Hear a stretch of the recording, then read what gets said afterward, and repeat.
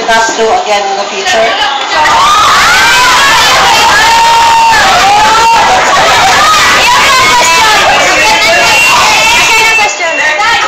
you done anything in the past you would not do again in the future?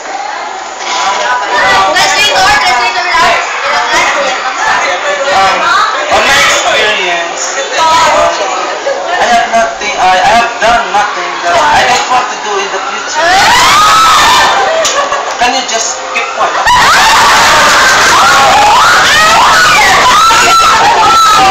For me, so that's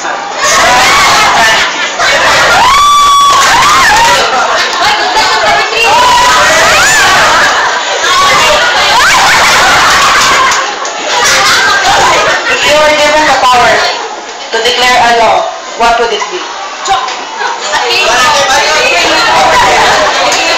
If I have a power, the power is power,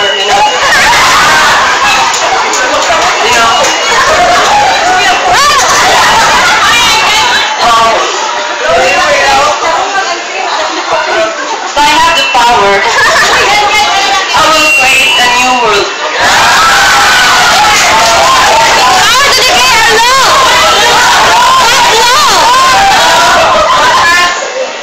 The law is that we can have equal life, equal distance. Thank you. Thank you. Thank you. Congratulations, Marco.